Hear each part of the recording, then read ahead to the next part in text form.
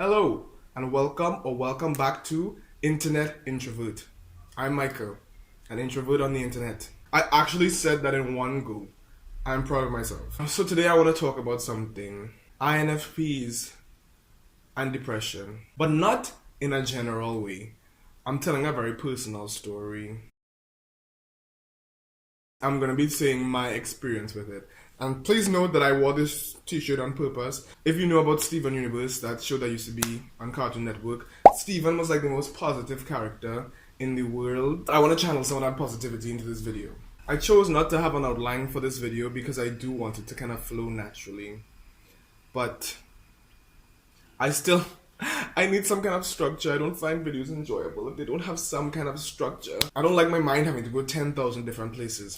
So, I would say that ever since I was a teenager, so yes, we have some structure, but going back to the past, ever since I was a teenager, I felt like there would be times in a year where I would just get really, really down.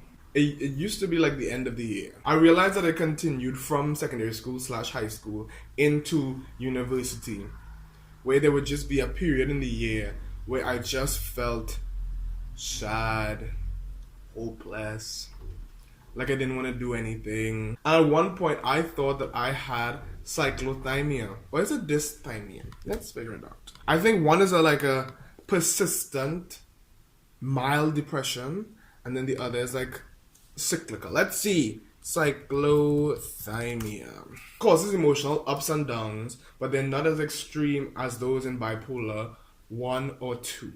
Yeah, I thought I had that. And then dysthymia, a milder but a longer lasting form of depression. I thought I had that too, reading the symptoms. And last year, I took a depression test and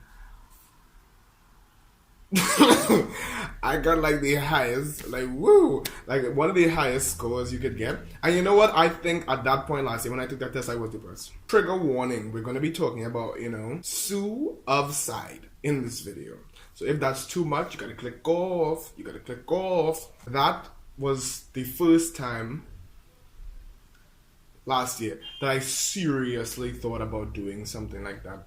And it was scary. Like I even wanted to call a hotline or something. Like it was bad for me, Honestly, I noticed that something similar was happening this year. I was just telling a friend today that there's so many parallels between my life last year and how I was feeling, like my state, and how I'm feeling this year and my state. And I feel like it's because a lot of my circumstances haven't changed. Like the same things that were making me depressed last year are kind of making me feel depressed a little bit this year too.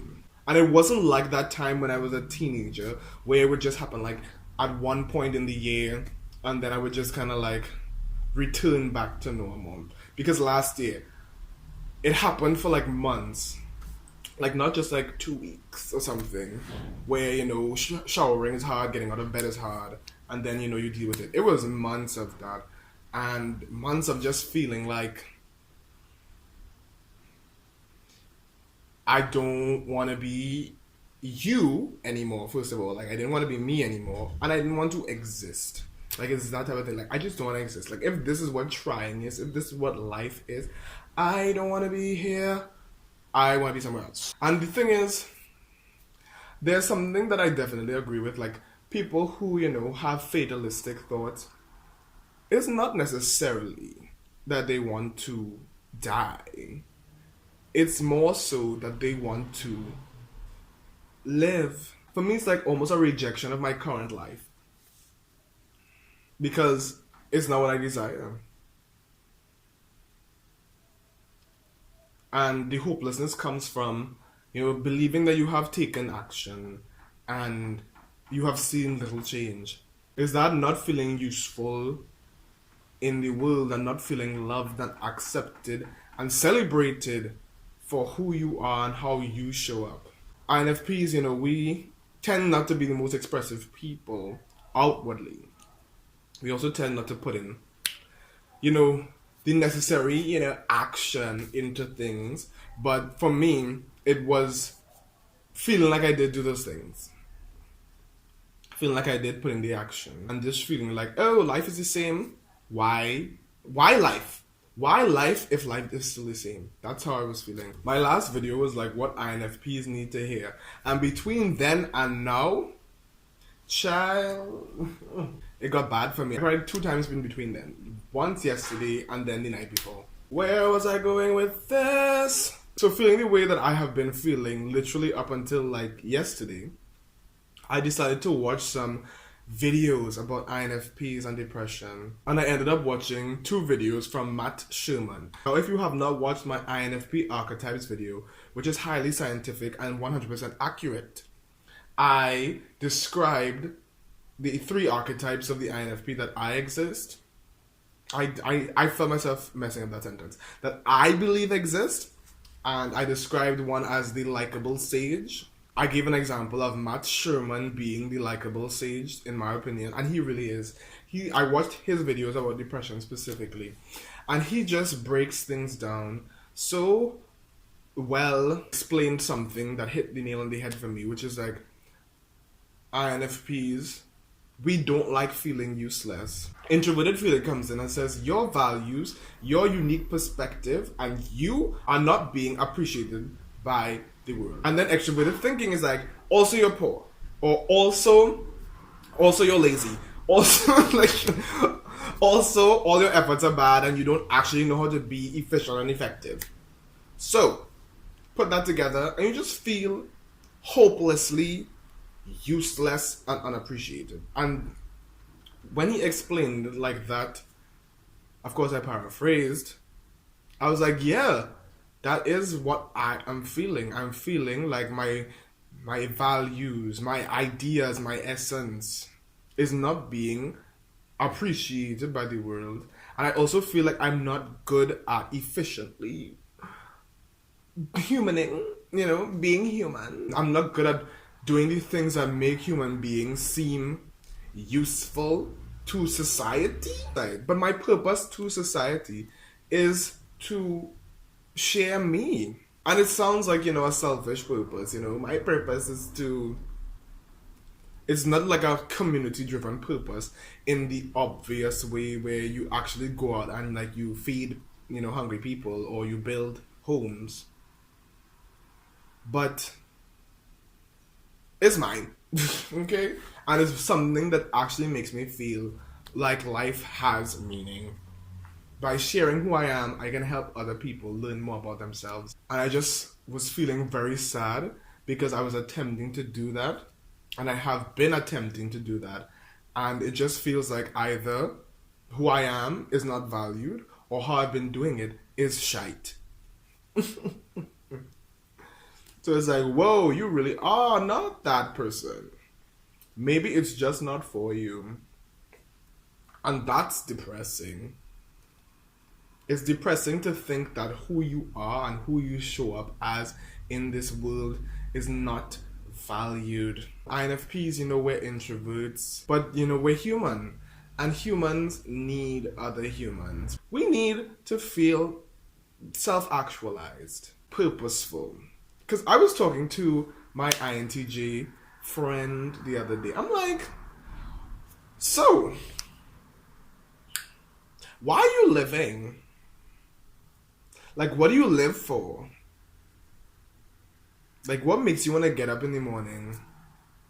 And he was perplexed. Like, he's like, oh, I don't think about that. Like, that was his response. I don't think about that. And I am there like, is that the secret to life? Not thinking about purpose, not having a reason to wake up, but just going through life and kind of taking it as it comes. Because I'm wondering now, is that my expectations are too high? And maybe if I lessened them, I could actually enjoy things more? That's really interesting. You don't have to do things for your higher purpose every day. You know what I mean?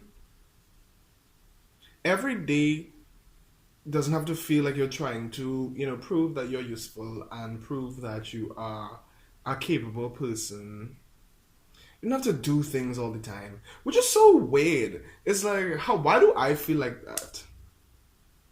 I know why I feel like that. But it's like, There's that stereotype of us just being lazy bitches.